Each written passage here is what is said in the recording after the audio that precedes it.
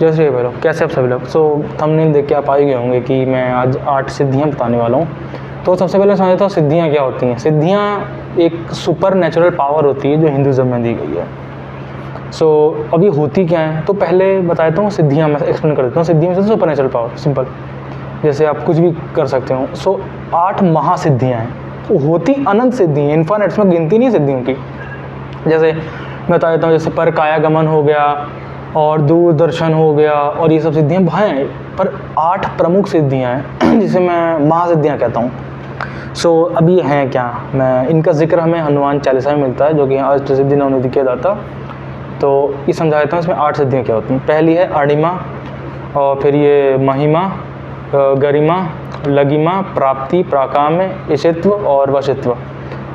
अणिमा में होता है कि आप अपने साइज़ को एटम से भी छोटा, अणु से भी छोटा कर सकते हैं। और फिर महिमा में आप एकदम अनंत इन्फिनिट टाइम बड़ा कर सकते हैं। गरिमा में आप अपने शरीर के किसी भी अंग और शरीर को इतना भारी कर सकते हैं जितना शायद कोई ना कर पाए अपने मन से।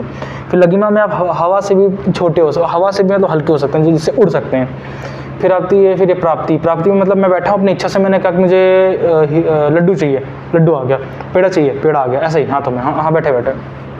और फिर आती है प्राकाम्य। प्राकाम्य मीन्स अपनी डिज़ायर को फुलफ़िल कर पाना, जिसे हम लोग कहते हैं कि हम लोग मतलब सोचा कि ठीक है मुझे ये चाहिए, मतलब फॉर एग्जांपल मेरी इच्छा हो रही है कि मुझे कल यहाँ घूमने जाना है, तो वो चले जाओगे, अपना हो जाएगा आपका।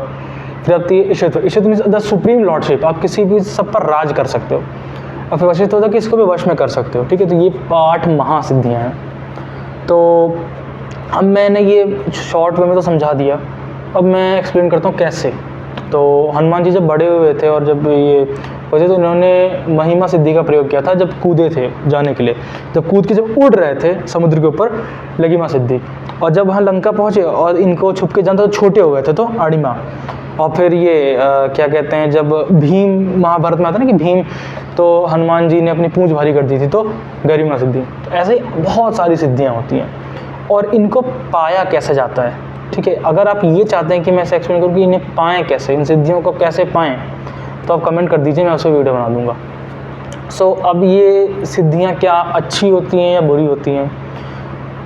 तो अगर मैं कहूँ आपका गोल सिर्फ सिद्धियाँ पाना है, तो फिर सिद्धियाँ पाने आपको बोलते हो सिद्धि पा सकते हैं, वो काफ़ी सारी तरीक़ों से, जो मैं एक्सप्लेन कर दूंगा। अगर आप चाहें तो कमेंट कर देना।